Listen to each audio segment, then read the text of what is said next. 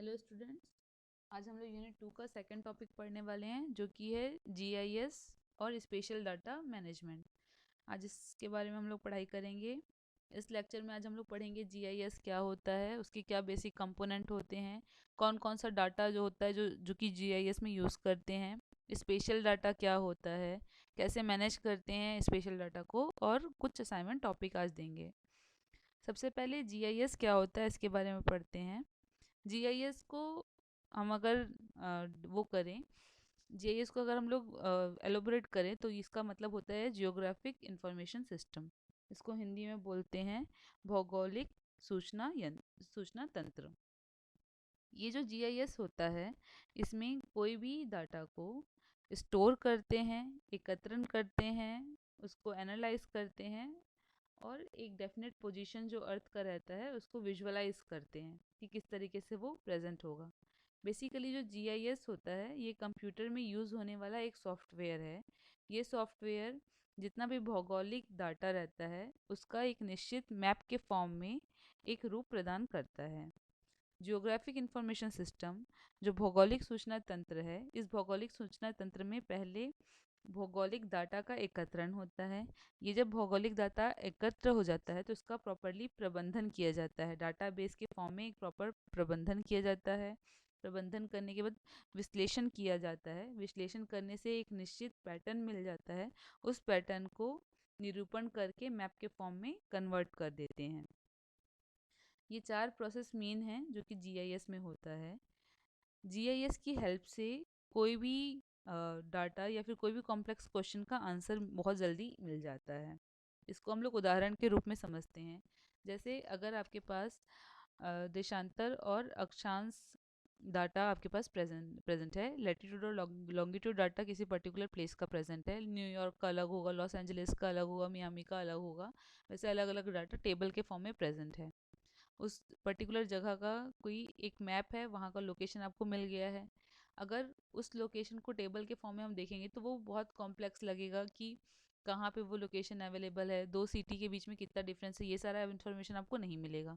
लेकिन उसी डाटा को आप अगर आप मैप में रिप्रेजेंट करें तो बहुत ईजी हो जाएगा समझना।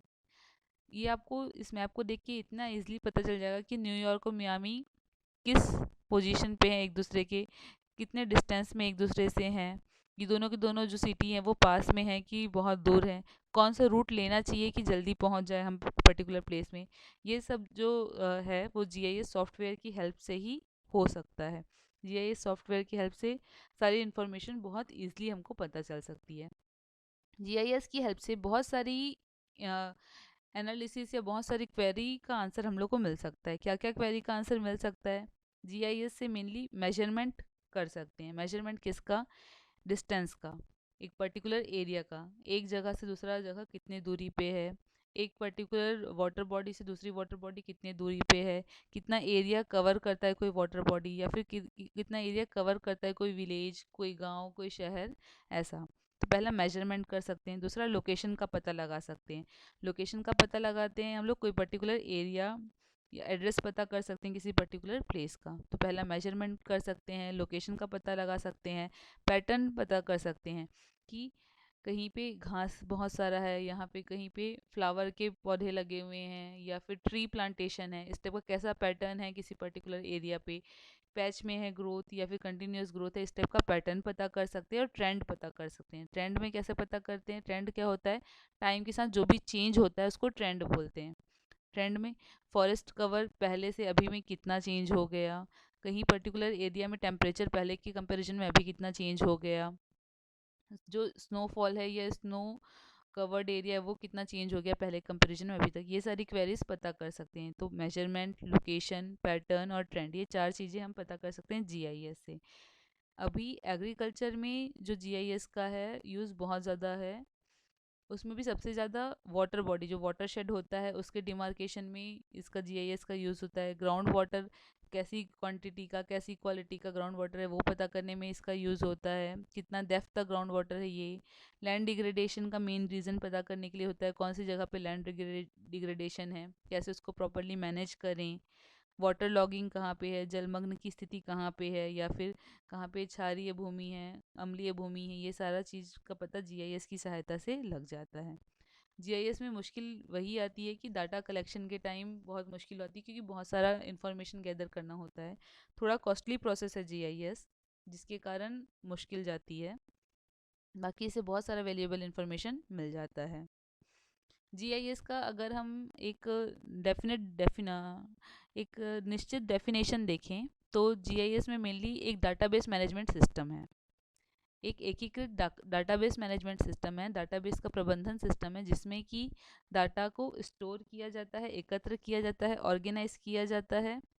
उसके बाद फिर उसका परिवर्तन किया जाता है, मैनिपुलेशन किया जाता है। मैनिपुलेशन के बाद फिर पुनः प्राप्ति, जो जो इन्फॉर्मेशन ज़रूरी है उसको रखते हैं, जो नहीं है उसको डिलीट कर देते हैं। अगर वो इन्फॉर्मेशन बाद में काम आती है तो फिर से हम उसकी पुनः प्राप्ति कर सकते हैं, विश्लेषण करके उसको डिस्प्ले कर देते हैं। तो ये कुछ चीज़ें हैं जो कि जीआईएस में होती हैं। इसको अगर हम शॉर्ट फॉर्म में याद करना चाहें तो सोमरैड ऐसे याद कर सकते हैं। एस से स्टोर्ड हो जाएगा, ओ से ऑर्गेनाइज हो जाएगा, एम से मैनिपुलेटेड, आर से रिट्राइव्ड, ए से एनालाइज और डी से डिस्प्लेड। तो कुछ काम जो होता है जीआईएस सॉफ्टवेयर में ये है। जो फादर जीआईएस के जो जनक हैं वो रॉजर टॉमिल्सन हैं। रॉजर टॉमिल्सन ने जीआईएस शब्द की खोज की, जीआईएस तकनीक की खोज की। जो जीआईएस की तकनीक है वो सबसे पहले 1854 में ही उसका जो नींव है वो रखा जा चुका था। लेकिन जिन्होंने इसे खोजा उनको खुद भी नहीं पता था कि वो जीआईएस का मेन तकनीक का नींव रख रहे हैं। 1854 में लंदन में कॉलरा नाम का बीमारी फैला हुआ था, बहुत ज़्यादा फैला हुआ था, बहुत सारे लोग मर रहे थे। उस समय की बात है कि वहाँ पे एक डॉक्टर थे जिनका नाम था डॉक्टर जॉन शॉ। उनको फादर ऑफ एपिडेमोलॉजी भी बोलते हैं, एपिडेमोलॉजी के जनक भी उनको बोलते हैं। उन्होंने उस टाइम देखा कि बहुत सारे इंसान मर रहे हैं और एक निश्चित जगह पे ही आदमी मर रहे हैं, और वो निश्चित जगह पे बहुत सारे लोग बीमार पड़ रहे हैं। तो उन्होंने क्या किया कि उस पर्टिकुलर जगह का इंफॉर्मेशन गैदर किया, तरह तरह के मैप थे वो सबको एकत्र किया। वो सारा मैप जब एकत्र कर लिया और वो सारे मैप का इंफॉर्मेशन को कंबाइन किया तो क्या पता चला उनको कि जो कॉलरा नाम की बीमारी है वो एक निश्चित जगह पे ही हो रही है। उस निश्चित जगह पे जो हो रही है, इसका मतलब कि उस बीमारी का भौगोलिक संरचना से के कारण प्रभाव पड़ रहा है। तो भौगोलिक संरचना और बीमारी के बीच में कुछ रिलेशन है, ये उन्होंने ज्ञात किया। ज्ञात करने के बाद जब पता चला कि पानी के कारण, पानी वाटर बॉडीज के पास ही हो रही है वो बीमारी, तो पानी ही मेन रीज़न है, उन्होंने ये पता लगा लिया और उस बीमारी को ठीक करने के लिए उन्होंने एक सॉल्यूशन निकाला, एक क्योर निकाला। तो जाने अनजाने में उन्होंने जीआईएस का नींव रखा। इस तरीके से जीआईएस के बारे में उनको पता नहीं था, लेकिन तब से ही जीआईएस शुरू हो चुका है। पहले के ज़माने में कंप्यूटर उतना ज़्यादा प्रचलन में नहीं था। कंप्यूटर अगर यूज़ करते भी थे लोग तो सिंपल डाटा स्टोर करने के लिए करते थे और कुछ के लिए इन्फॉर्मेशन नहीं करते थे। वक्त जैसे जैसे आगे बढ़ता गया, 19th सेंचुरी जब आई, तब कंप्यूटर भी एडवांस फॉर्म का डेवलप होने लगा, ज़्यादा स्टोरेज कैपेसिटी का, बहुत सारे फील्ड में कंप्यूटर का उपयोग होने लगा। तब 1960 की बात है। 1960 में जो कनाडा है वहाँ पे रॉजर टॉमिल्सन नाम के साइंटिस्ट रहते थे। कैनेडियन गवर्नमेंट मेनली जो इनकम होता था वो पेपर और पल्प इंडस्ट्री से होता था। पेपर और पल्प इंडस्ट्री, वहाँ पे बहुत सारे ट्रीज थे जिससे पेपर जनरेशन हो सकता था पल्प के कारण। अब कैनेडियन गवर्नमेंट को जो ये इंडस्ट्री है ये केनिया में इस्टेब्लिश करनी थी। लेकिन केनिया में जो कैनेडियन गवर्नमेंट है उनको नहीं पता था कि कहाँ पे जो ट्रीज़ है और वैसे ट्रीज़ कहाँ पे प्रेजेंट है जहाँ जिससे पल्प निकले, जिससे पेपर प्रोड्यूस हो सके। तो रॉजर टॉमिल्सन को उन्होंने वर्क दिया कि वो ट्रेस करें, एक मैप ऐसा फॉर्म करे कि आइडेंटिफाई करें कि कहाँ पे वो ट्रीज़ है जिससे कि पल्प मिल सके। रॉजर टॉमिल्सन कुछ अपने जो भी कलीग्स हैं उनके साथ गए वहाँ पे, बहुत सारा उन्होंने सर्च किया, बहुत सारे मैप आइडेंटिफाई किए। लेकिन जब वो मैप, ढेर सारे मैप को जब देख रहे थे और उनसे एक फाइनल कंक्लूजन ड्रा करने का कोशिश कर रहे थे, तो उनको उनको बहुत तकलीफ हुई, बहुत मुश्किल हुई। किस चीज़ में मुश्किल हुई? क्योंकि बहुत सारा मैप था, बहुत सारा इन्फॉर्मेशन था, उसको कैसे एक करके एक कंबाइंड या फिर एक सिंपल आंसर जनरेट कर सके। इसमें एक कोई कंप्यूटर एक्सपर्ट थे। उन कंप्यूटर एक्सपर्ट ने क्या किया कि जितना भी मैप जो केनिया का था उसको डिजिटल फॉर्म में कन्वर्ट कर दिया। रॉजर टॉमिल्सन ने उनकी हेल्प से जो भी डिजिटल फॉर्म में कन्वर्ट हुआ मैप, उसकी सबकी बाउंड्री कॉमन कर दी। मतलब कोई बहुत बड़े एरिया का मैप था, कोई छोटे एरिया का मैप था, तो एक निश्चित एरिया सब में फिक्स कर दिया। इस तरीके से क्या हुआ, एक निश्चित एरिया का सारा इन्फॉर्मेशन मिल गया। फिर ऑनलाइन में ही या फिर डिजिटल फॉर्म में ही वो सारे इन्फॉर्मेशन को जब मर्ज किए, तब उनको एक फाइनल कंक्लूजन मिला कि इस पर्टिकुलर एरिया में कोई भी ट्री नहीं ग्रो होती, इस पर्टिकुलर एरिया में जिससे पल्प प्रोड्यूस हो सके वैसी ट्री ग्रो होती है। और ये फाइनल जो कंक्लूजन है वो उन्होंने कैनेडियन गवर्नमेंट को बताया, जिससे कि वहाँ पे पल्प इंडस्ट्री या पेपर इंडस्ट्री इस्टेब्लिश हो सकी। इस तरीके से उन्होंने सबसे पहले कंप्यूटर का यूज़ किया मैप को डिजिटल करने में, मैप के इंफॉर्मेशन को स्टोर करने में, उसकी एनालिसिस करने में, और उसको फाइनली प्रेजेंटेबल फॉर्म में कन्वर्ट करने के लिए। रॉजर टॉमलिंसन ने, जो कनाडा है, कनाडा के फॉरेस्ट एरिया, वहाँ के जो रूरल एरिया है, उनका भी एक मैप बनाया और एक कॉमन मैप कन्वर्ट किया, एक मैप फॉर्म किया इन्वेंट्री का, जितने भी वहाँ पे आपके फीचर्स हैं, लैंड फीचर्स, उनका कनाडा का एक कॉमन मैप जनरेट किया। इस तरीके से रॉजर टॉमलिंसन को हम जीआईएस का जनक बोलते हैं या जीआईएस का फादर बोलते हैं। उन्होंने सबसे पहले कॉइन किया जीआईएस टर्म को। कुछ कंपोनेंट होते हैं जीआईएस में, भौगोलिक सूचना प्रणाली, सूचना प्रणाली या तंत्र में कुछ कंपोनेंट होते हैं, जिसमें एक होता है हार्डवेयर, सॉफ्टवेयर, डाटा, पीपल मतलब लोग, और कुछ मेथड। तो ये कुछ कंपोनेंट है जीआईएस के। हार्डवेयर क्या होता है? हार्डवेयर बेसिकली बाहरी जो भी आपका संरचना होता है जो कंप्यूटर के साथ अटैच होता है, जो कि उसकी वर्किंग में हेल्प करता है, उसको हम लोग हार्डवेयर बोलेंगे। जैसे प्रिंटर हो गया, या फिर डिजिटाइज़र हो गया, स्कैनर हो गया, ये सारे हार्डवेयर कंपोनेंट है। स्कैनर की हेल्प से क्या कर सकते हैं, जो पेपर में मैप है, पेपर के मैप को हम डिजिटल फॉर्म में कन्वर्ट कर सकते हैं। उसके बाद फिर प्लॉटर से हम ग्राफ ड्रॉ कर सकते हैं। हार्डवेयर का ये मेन काम है। जितना अच्छा हार्डवेयर की एफिशिएंसी होगी, उतना ज़्यादा कंप्यूटर की अच्छी एफिशिएंसी होती है। सॉफ्टवेयर एक ऐसा उपकरण है, एक ऐसा टूल है, जिससे जो भी डाटा कंप्यूटर के अंदर आता है, उसको हम लोग एडिट कर सकते हैं, वक्त आने पे चेंज कर सकते हैं, सेव कर सकते हैं, स्टोर कर सकते हैं, या फिर मैनिपुलेट उसको वक्त के साथ चेंज भी कर सकते हैं। तो सॉफ्टवेयर एक ऐसा उपकरण है जिससे हम लोग डाटा का मैनिपुलेशन, चेंज कर सकते हैं, उसको अपने अकॉर्डिंग एक निश्चित फॉर्मेट में कन्वर्ट कर सकते हैं, और एक प्रेजेंटेबल फॉर्म में उसको कन्वर्ट कर सकते हैं। डाटा क्या होता है? जो जीआईएस होता है, भौगोलिक सूचना तंत्र, उसमें दो प्रकार के डाटा होते हैं। एक तो ग्राफिक डाटा होता है, दूसरा टेबुलर डाटा होता है। जो टेबल में डाटा प्रेजेंट रहता है उसको बोलते हैं एट्रीब्यूट। और जो ग्राफिकल डाटा होता है, ग्राफिकल डाटा में दो डाटा होता है, एक होता है रास्टर डाटा, दूसरा होता है वेक्टर डाटा। रास्टर और वेक्टर डाटा दो तरीके के डाटा होते हैं। ये जो डाटा जो कि जीआईएस सॉफ्टवेयर के अंदर होता है, वो खरीद भी सकते हैं या खुद क्रिएट कर सकते हैं। जब कोई भी पेपर मैप को हम लोग डिजिटल फॉर्म में कन्वर्ट करते हैं, उस प्रोसेस को बोलते हैं डिजिटाइजेशन। ठीक है। रास्टर मैप, जो मैंने आपको जियोग्राफिक मैप बताया है, उस रास्टर मैप को अगर हम लोग अगर लैंड का कोऑर्डिनेट होता है, लैटिट्यूड और लॉन्गिट्यूड वाले पोजीशन के साथ मर्ज करके एक मैप बनाएं, उस प्रोसेस को बोलते हैं रबर शीथिंग या जियो रेफरेंसिंग बोलते हैं। जियो रेफरेंसिंग मतलब भौगोलिक जो भी कोऑर्डिनेट है उससे कोलेब्रेशन करके अगर हम एक निश्चित मैप बनाएं रास्टर डाटा का, तो उसको बोलते हैं रबर शीथिंग या जियो रेफरेंसिंग। नेक्स्ट होता है पीपुल, लोग। लोग वो इंसान होते हैं या वो जो कि जीआईएस को उपयोग करे, हार्डवेयर और सॉफ्टवेयर को, वो यूज़र या फिर पीपल कहलाते हैं। वो अपने अकॉर्डिंग, स्पेसिफिक एक्टिविटी के अकॉर्डिंग यूज़ करते हैं जीआईएस का सॉफ्टवेयर। मेथड, मेथड काम के अकॉर्डिंग चेंज होता रहता है। किसी को लैंड डिग्रेडेशन का देखना है तो वो अलग मेथड अप्लाई करेगा, जिसको बिजनेस पर्पस के लिए उपयोग करना है वो अलग मेथड अप्लाई करेगा। इस तरीके से ऑर्गेनाइजेशन के अकॉर्डिंग जो मेथड्स हैं वो चेंज होते हैं। ये 5 कंपोनेंट हैं भौगोलिक सूचना तंत्र के। किस टाइप का डाटा जीआईएस में उपस्थित रहता है? मैंने बताया दो तरीके का डाटा जीआईएस में उपस्थित रहता है, एक ग्राफिक और एक टेबुलर। जो ग्राफिक डाटा होता है, जो मैप फॉर्म में प्रेजेंट रहता है, उसको बोलते हैं स्पेशियल डाटा। और जो टेबल फॉर्म में उपस्थित रहता है, जिसको कि एट्रीब्यूट भी बोलते हैं, वो होता है non special data.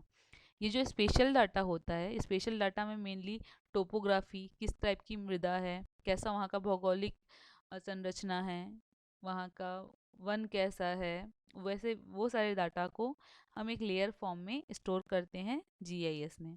Non special data में मेनली कितना बर्थ रेट है, कितना डेथ रेट है इंसान का, वर्षा का कैसा पैटर्न है, वाइल्ड लाइफ कैसा है, सेंसस कैसा है, ये सारा चीज़ जो डाटा होता है वो नॉन स्पेशल डाटा के अंदर आता है। स्पेशल डाटा में मेनली दो तरीके का डाटा होता है। स्पेशल डाटा में रास्टर डाटा होता है और वेक्टर डाटा होता है। ये जो रास्टर डाटा होता है ये ग्रिड के फॉर्म में, जो रो और कॉलम के फॉर्म में ये उपस्थित रहता है। ये कंटिन्यूस डाटा भी हो सकता है या फिर एक निश्चित विलेज का, एक क्या बोल सकते हैं, पॉन्ड का या फिर वेल का, कुआं का, इस टाइप का ऐसा डाटा हो सकता है, या फिर एक यूनिफॉर्म पूरे लैंड का, टेम्परेचर का, ह्यूमिडिटी का, इस टाइप का दोनों तरीके की डाटा इसमें यूज़ करते हैं, या उस दोनों तरीके का इंफॉर्मेशन इसमें मिल जाता है। लेकिन रास्टर डाटा में मेनली जो टाइम के साथ परिवर्तन होते हैं वैसे डाटा का मैप बनता है, जैसे कि टेम्परेचर, स्लोप, इन सारे डाटा का बनता है। जो रास्टर डाटा होता है उसमें जो बाउंड्री होती है वो होमोजिनस नहीं होती है, वो सीढ़ीदार होती है या फिर कुछ हिस्सों में टूटी टूटी होती है। जो रास्टर डाटा होता है इससे कॉम्प्लेक्स डाटा का भी एनालिसिस बहुत ईजिली हो जाता है, टाइमली हो जाता है, स्पीड से हो जाता है रास्टर डाटा में। जो वेक्टर डाटा होता है इसमें मेनली तीन तरीके के डाटा पाए जाते हैं, पॉइंट, लाइन और पॉलीगॉन। तीन टाइप के डाटा, जो जिसमें पॉइंट होता है उसका कोई भी डायमेंशन नहीं होता, डायमेंशन मतलब उसका लेंथ और विड्थ नहीं होता, लाइन का लेंथ होता है और पॉलीगॉन का लेंथ, विड्थ और एक एरिया होता है। अगर हम लोग पॉइंट को जोड़ दें तो लाइन बन जाता है और लाइन को जोड़ दें तो एक पॉलीगॉन, एक क्लोज्ड एरिया बन जाता है। वेक्टर एरिया जो जैसे कि रियल में एग्जिस्टेड है वैसा इमेज बनाता है वेक्टर डाटा। वेक्टर डाटा में मेनली जो देशांतर और अक्षांश रेखाएं होती हैं, लैटिट्यूड और लॉन्गिट्यूड लाइंस होती हैं, उनकी हेल्प से जियो रेफरेंसिंग होता है, मतलब एग्जैक्ट पोजीशन कहाँ पे वो ट्रेस कर सकते हैं वेक्टर डाटा के through. Vector data mainly shape file में अवेलेबल होता है और शेप फाइल में जीआईएस में स्टोर होता है। वेक्टर डाटा का कुछ अलग अलग इमेज है, जैसे कि वेक्टर डाटा, ये एग्जांपल है वेक्टर डाटा से कैसे इमेज बनेंगे और रास्टर डाटा से कैसे इमेज बनेंगे। वेक्टर डाटा से ही क्लियर है कि ये जैसे कि अर्थ में दिखता है वैसे ही यहाँ पे इमेज भी बन रही है। ये पॉलीगॉन शेप में बनता है फाइनल इमेज किसी पर्टिकुलर चीज़ का। रास्टर डाटा में ग्रिड फॉर्म में बनता है, ये ग्रिड फॉर्म में बना उसके बाद उसको रिप्रेजेंट करते हैं इसी किसी पर्टिकुलर एरिया में। ये एक पॉइंट का डिमार्केशन है वेक्टर फॉर्म में और रास्टर फॉर्म में। रियल में जो दुनिया है वो ऐसी दिख रही है जिसमें कि जल है, नदी है, बिल्डिंग्स हैं, पेड़ पौधे हैं, वाटर बॉडी है। अब इस रियल वर्ल्ड को, मतलब एक विजुअल फॉर्म को बनाने के लिए बहुत सारे लेयर की ज़रूरत होती है। लेयर क्या होता है? लेयर एक निश्चित डाटा का कंबाइंड एकीकृत रूप रहता है, मतलब इस किसी का नदी का एकीकृत रूप या किसी का ज़मीन का एक पर्टिकुलर रूप, और इसमें वेक्टर और रास्टर दोनों डाटा रहता है। एक पर्टिकुलर इन्फॉर्मेशन का एक लेयर बनता है, तो ये ढेर सारे लेयर के इन्फॉर्मेशन प्रेजेंट रहते हैं, और ये सारे इन्फॉर्मेशन की जो बाउंड्री रहती है ये सब कॉमन रहती है, सब में कॉमन रहती है। मतलब अगर ये 200 मीटर का है तो ये भी 200 मीटर एरिया का ही होगा, ये भी 200 मीटर एरिया का ही होगा, ये सारा का सारा 200 मीटर एरिया का ही है। तो ये कॉमन बाउंड्री बन जाता है। उसके बाद इन सारे इन्फॉर्मेशन को मर्ज कर देते हैं और हमको एक एकीकृत रूप जैसे दिखती है ये थ्री डायमेंशनल फिगर, हमको जीआईएस इन्फॉर्मेशन जब कॉमनली फाइनल इंटरप्रेट हो जाता है तब इस टाइप का हमको रियल वर्ल्ड दिखता है। कौन कौन से डाटा फॉर्मेट जो है जो कि जीआईएस में यूज़ होते हैं? इमेज फॉर्मेट में जेआईएफ, टीआईएफएफ, जेपीईजी, पीएनजी, इस टाइप के फाइल फॉर्मेट यूज़ होते हैं, जिसमें जेपीईजी और जीआईएफ है वो रास्टर डाटा के लिए यूज़ नहीं करते। जीआईएस सॉफ्टवेयर के अंदर या जीआईएस फाइल फॉर्मेट कौन सा होता है? एनटीएफ, एसडीटीएस, डीएक्सएफ, इस टाइप की जो फाइल फॉर्मेट है वो जीआईएस के फाइल फॉर्मेट हैं। Shape file mainly vector data के लिए यूज़ होता है। इमेजिन और जियोटिफ फाइल रास्टर डाटा के लिए यूज़ होता है। और जियो डाटाबेस का जो फाइल फॉर्मेट होता है वो वेक्टर और रास्टर डाटा दोनों के लिए उपयोग में आता है। ये कुछ शेप फाइल के शॉर्ट फॉर्म है, एक्सटेंशन फॉर्म है, और ये रास्टर डाटा के एक्सटेंशन फॉर्म है। जैसे कि आप जब एक्सेल को सेव करते हैं तो उसमें एक्सएलएस लिखाता है, पावर पॉइंट सेव करते हैं तो उसमें पीपीटी या पीपीटी एक्स ऐसे लिखाता है, उस टाइप का इन सब का भी स्पेसिफिक डाटा फॉर्मेट होता है। और अगर फाइल इसी डाटा फॉर्म में है तभी वो ओपन होगी किसी जीआईएस सॉफ्टवेयर में, वरना ओपन नहीं होती है। डाटाबेस मैनेजमेंट सिस्टम क्या होता है? विभिन्न विभिन्न प्रकार के डाटा मिलते हैं, वो सारा डाटा को एक जगह पे, निश्चित जगह पे एकीकृत करना और उसको प्रॉपरली मैनेज करने का जो सिस्टम बनता है उसी को बोलते हैं database management system. Tabular form में कुछ डाटा प्रेजेंट रहते हैं, कुछ डाटा जो प्रेजेंट रहते हैं वो मैप फॉर्म में, कुछ ग्राफ फॉर्म में प्रेजेंट रहते हैं। वो सारे डाटा को एक निश्चित आकार देना, एक प्रॉपर सिस्टमेटिक वे में ऑर्गेनाइज करना ही डाटाबेस मैनेजमेंट सिस्टम का काम होता है। डाटाबेस को मैनेज करने के लिए भी बहुत सारे सॉफ्टवेयर अवेलेबल होते हैं, जैसे MS SQL। जब आपको मैंने वेब मैपिंग बताया था तब ये सब मैंने नाम लिखा था उसमें, ओरेकल। ये सब डाटाबेस मैनेजमेंट सिस्टम है जिसमें डाटा को एकीकृत करके मैनेज किया जाता है। डाटा को एकीकृत करके मैनेज करना का मतलब क्या होता है? इन्फॉर्मेशन जो वैल्यूएबल है उसको रखना, जो इन्फॉर्मेशन वैल्यूएबल नहीं है उसको डिलीट कर देना। जैसा अगर कॉमन फॉर्म में नहीं है इन्फॉर्मेशन तो उसको एक कॉमन फॉर्म में कन्वर्ट करना और प्रॉपरली मैनेज करना। GIS सॉफ्टवेयर जो कि कॉमनली अवेलेबल हैं वो हैं आपके आर्क GIS, QGIS, जियोमेट्रिका। कुछ जो है वो फ्रीली अवेलेबल और सॉफ्टवेयर हैं जिसको आप डाउनलोड करके खुद भी यूज़ कर सकते हैं, और कुछ सॉफ्टवेयर जो हैं जो कि परचेस करने के बाद हम यूज़ कर सकते हैं। फ्रीली अवेलेबल सॉफ्टवेयर में QGIS, इल्विस, ये सारे के सारे हैं। आर्क GIS भी फ्रीली पब्लिक डोमेन पे अवेलेबल है। कमर्शियल अवेलेबल में आर्क इन्फो, मैप इन्फो, ज्योमेट्रिका जो है वो बहुत पॉपुलर सॉफ्टवेयर है। इसमें आर्क इन्फो से बहुत प्रिसीजन के साथ रिजल्ट और एक्यूरेसी मिलती है। और इस तरीके के कुछ सॉफ्टवेयर हैं जो कि GIS में मेनली यूज़ होते हैं। GIS के कुछ फीचर हैं, की फीचर। GIS में मेनली बहुत बड़ा इंफॉर्मेशन एकत्र कर सकते हैं अलग अलग सोर्सेज से, अलग अलग फाइल फॉर्मेट का, जिसको कि हम एकीकृत रूप में कन्वर्ट कर सकते हैं। बहुत स्पीड से उस डाटा जो भी हमने एकत्र किया उसकी एनालिसिस हो सकती है, चाहे वो स्पेशल डाटा हो चाहे वो नॉन स्पेशल डाटा हो। जो GIS होता है वो ग्राफिकल रिप्रेजेंटेशन में आंसर देता है, कोई भी क्वेश्चन का, कोई भी क्वेरी का ग्राफिकल रिप्रेजेंटेशन में आंसर देता है। अब ये क्वेश्चंस कैसे हो सकते हैं जो कि GIS के द्वारा आंसर किए गए? क्वेश्चन ये हो सकता है कि अगर हमने रोड बनाया तो उस रोड से ट्रैफिक उस पर्टिकुलर एरिया पे कैसे प्रभावित होगा? अगर कोई नहर बनी तो नहर कितने लोगों को हेल्पफुल हो सकता है? कौन से कोई एरिया में अगर बाढ़ आ गई तो बाढ़ कितने लोगों को, प्रभावित एरिया का कितना एरिया जो है वो प्रभावित हो सकता है? किसी जगह पे अगर सूखा पड़ा तो कितना एरिया सूखा पड़ेगा? कैसे उसको प्रॉपरली मैनेज करें और कैसे हम उसको बचा सकते हैं? ये सारे इन्फॉर्मेशन या फिर ये सारी क्वेरीज का आंसर GIS की हेल्प से मिल सकता है। स्पेशल मॉडलिंग हो सकती है। मॉडलिंग के बारे में मैंने आपको बताया था। मॉडलिंग मतलब एक सिस्टमेटिक मैनर में डाटा को अरेंज करना ही मॉडलिंग कहलाता है। मॉडलिंग कैसे कर सकते हैं? अलग अलग इन्फॉर्मेशन, सारे इन्फॉर्मेशन को जब हम एकीकृत कर देते हैं, कोलेबरेट कर देते हैं, तब एक जो विस्तृत रूप एक मिलता है वो मॉडलिंग के लिए बहुत एसेंशियल है। एक ग्राफिकल, एक चेन फॉर्म में या एक सिस्टमेटिक फॉर्म में डाटा को अरेंज करना ही मॉडलिंग कहलाता है। इस GIS से सोशियो इकोनॉमिक डाटा और रिमोट सेंसिंग के थ्रू जो डाटा मिलता है उसका भी एकीकृत करके एक कॉमन इन्फॉर्मेशन जनरेट कर सकते हैं। स्पेशल डाटा का कैसे प्रॉपरली मैनेज होता है इस GIS के सिस्टम में? जो GIS होता है भौगोलिक सूचना तंत्र होता है, इसमें कुछ मेन स्टेप होते हैं। पहला होता है डाटा एक्विजिशन, डाटा का एकत्र करना। डाटा एकत्र करने के बाद उसको पहले प्रोसेस करना, प्रोसेस करने के बाद फिर उसको डाटाबेस मैनेजमेंट सिस्टम में स्टोर करना। डाटाबेस मैनेजमेंट सिस्टम में जब स्टोर हो गया, स्टोर करने के बाद फिर उसको प्रेजेंटेबल फॉर्म में कन्वर्ट करना, और प्रेजेंटेबल फॉर्म में कन्वर्ट करने के बाद फिर एक आउटपुट के फॉर्म में जनरेट करना। ये जो डाटा एक्विजिशन होता है, ये डाटा का एकत्रण होता है। एकत्रण में पहले हमको आइडेंटिफाई करना होता है कि कहाँ का डाटा हम लें, कैसा डाटा हमको एकत्र करना है, कौन से प्रोसेस से एकत्र करना है। जनरली दो प्रकार के डाटा होते हैं, प्राइमरी डाटा होते हैं और सेकेंडरी डाटा होते हैं। प्राइमरी डाटा जो कि स्पेसिफिक GIS के लिए ही हम कैप्चर करेंगे, GIS के फाइल फॉर्मेट में हम लोग कैप्चर करेंगे, तो वो प्राइमरी डाटा हो गया। सेकेंडरी डाटा हमने किसी अन्य काम के लिए डाटा एकत्र किया, लेकिन उसका उपयोग अगर हम GIS में कर रहे हैं तो वो सेकेंडरी डाटा होता है। सेकेंडरी डाटा जब हम लोग स्टोर कर लेते हैं उसके बाद फिर सेकेंडरी डाटा का फाइल फॉर्मेट कन्वर्ट करना होता है GIS के फाइल फॉर्मेट में, तभी उसका उपयोग हो सकता है, तभी कंप्यूटर उसको रीड कर पाएगा। File format shape file format में कन्वर्ट हो जाता है, या फिर जियो डाटाबेस फॉर्मेट जो कि रास्टर और वेक्टर दोनों के लिए कॉमन फाइल फॉर्मेट है उसमें कन्वर्ट कर देते हैं।